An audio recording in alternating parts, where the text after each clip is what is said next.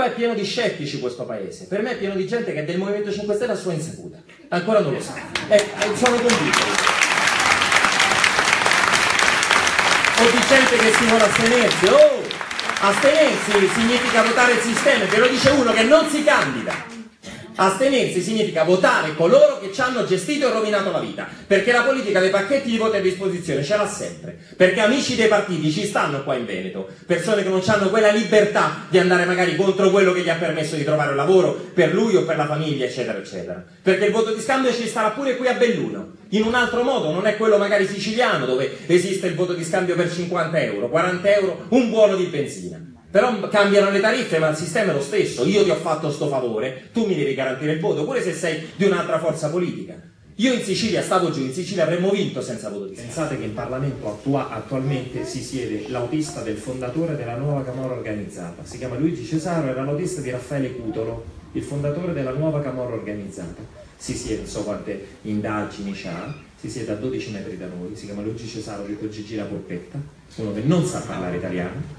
E quando entra in Parlamento i carabinieri sono anche costretti a mettersi sull'attenti, si mettono sull'attenti di fronte all'autista di Raffaele Cutolo. Ve lo ricordate Raffaele Cutolo? La Lega qua ha governato, governa con Alfano da altre parti, continua a dire alla legge Fornero, io siamo d'accordissimo. Noi la legge Fornero la critichiamo per vari motivi, perché non significa vivere, lavorare più di 40 anni, andare in pensione a 70 anni, pure lavori usuranti, non è vita. E poi perché i giovani non entrano nel mercato del lavoro se le persone lavorano fino a 70 anni. Ma che l'abbiamo votata io e Federico D'Incà la legge Fornero? Neanche stavamo in Parlamento. Ha governato o no? Mo Salvini fa Verginella, ma hanno governato o no? E soprattutto tu puoi criticare la legge Fornero ogni giorno, quella lì deve continuare a piangere, poi se la prendono solo con la Fornero e non con quelli che l'hanno votata quella legge. Perché uno può pure presentare leggi, ma se il Parlamento non lo vota mica diventano leggi dello Stato. E poi Salvini si allea con due alleati, una la Meloni che viene dalla destra sociale, no? Almirante, Movimento Sociale Italiano, i diritti dei lavoratori, dei pensionati, e Berlusconi, quello della riforma liberale, uno che ha creato Equitalia e che va in giro a sparare cazzate quotidiane sul Movimento 5 Stelle e sembra Tutankhamen in questo momento, è dentiere, è curo d'ontoiatre, che è 1.000 euro al mese. Ma perché non l'ha fatto quando? Perché non l'ha fatto quando ha governato?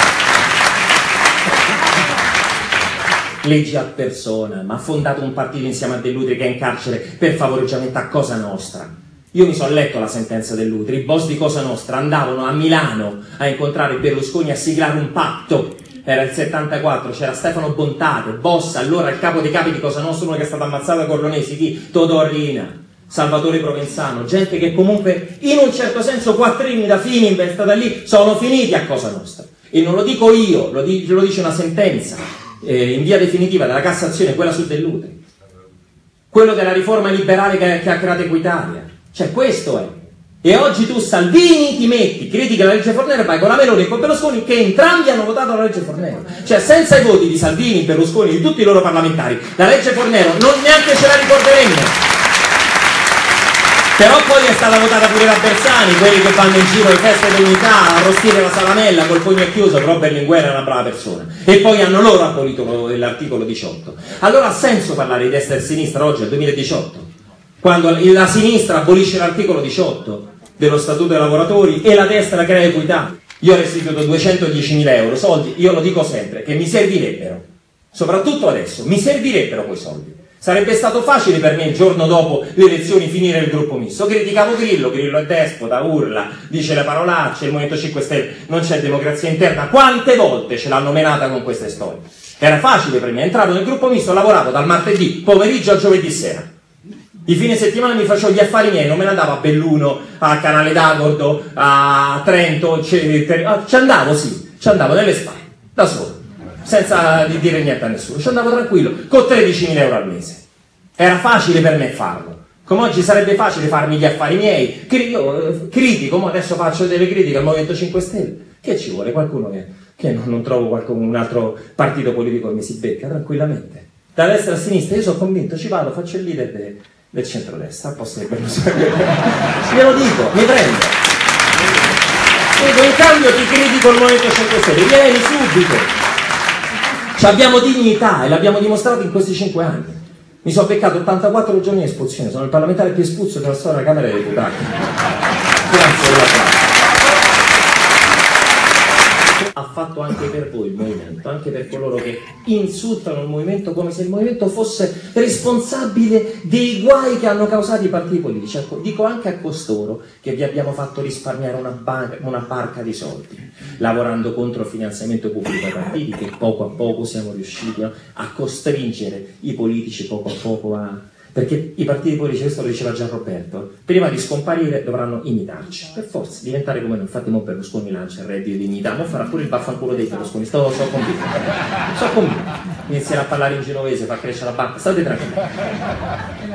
Lo diceva questo, il fascismo di oggi non è Mussolini, Dux e l'obelisco che sta lì da 70 anni, da pure di più, e va benissimo, non disturba nessuno, anzi uno si dà pure l'appuntamento a Roma, ci vediamo sotto l'obelisco. È così. Il fascismo di oggi è il primato della finanza sulla politica. La politica non decide più nulla, perché di fatto le leggi vengono fatte altrove. Le leggi sull'inquinamento le fanno coloro che inquinano, le leggi sulla trasparenza bancaria vengono scritte nei consigli di amministrazione delle banche private. Questo è. C'è la svendita di tutto ciò che è pubblico al privato. Ma sanità deve restare pubblica, perché è un diritto, non una merce sulla quale lucrare.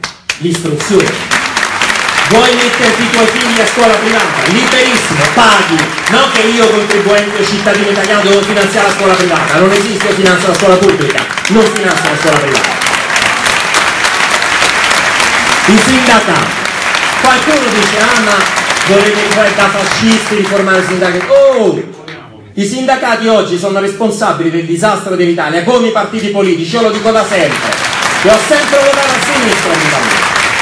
E non è un caso che gli ultimi due segretari della CGIL, prima chi c'era? Cofferati e poi Epifani, stranamente sono entrati entrambi in Parlamento. Uno era, che sono trogloditi come li descrivono, perché io una volta andai in duello dalla Gruber con Scalfari, arrivo in giacca e cravatta, c'era Scalfari seduto sulla poltrona, mi saluta e mi guarda, ma mi fa, hai la cravatta? Cioè pensava che arrivavo con la clava. Così. Guardi, mi so pure fare il nodo, ho imparato. E poi durante la trasmissione, lui rabbioso, rancoroso, come quello che sa che il potere che ha costruito si sta sbriciolando, quello suo e di Napolitano, perché Scalfari è il Napolitano dei giornalisti, mi diceva rabbioso, voi siete rabbiosi, odiate tutti, ma che odiamo tutti? Io tranquillo, educato, rispettoso. Perché l'ho sempre rispettati, tutti, sempre, perché sono una persona per bene, anche molto educata, e posso fare il Signore. Mi ha detto poi, a un certo punto mi ha chiesto, ma perché se sei così con queste idee non sei andato con Berlinguer? Ho detto perché era morto, perché poi questo... È vero! Me lo ricordate che andò così? Io, votate quello che vi pare, perché figurate, ripeto, non mi candido io, però vi dico soltanto che questa è un'occasione enorme. Ci faranno una battaglia incredibile da qui alle prossime elezioni, 60 giorni di massacro, Luigi lo massacreranno, inventeranno qualsiasi cosa, lo so, proveranno a spaventare i cittadini, perché loro signori sono spaventati, perché gli aboliamo i vitalizi in 24 ore a questi tipi qua, in 24 ore, che stanno così. E vi dico soltanto di non mollare, perché l'occasione c'è, siamo forti, parliamo di temi, convinciamo le persone. Inseriamo il dubbio, perché il dubbio è rivoluzionario. C'è uno scettico che dice sì, ma Grillo urla, oppure Di Battista mi sta antipatico. Tranquillo, vieni a prendere un caffè. Mentre prende un caffè gli fa vedere un video, poi infili nella borsetta di nascosto un volantino, così, carbonari. Bisogna cospirare, che significa respirare insieme, conspirare, perché poi dicono che siamo ignoranti. Altrimenti l'alternativa è l'espatrico. E ci possiamo cospirare. Noi siamo i più migliori di tutti.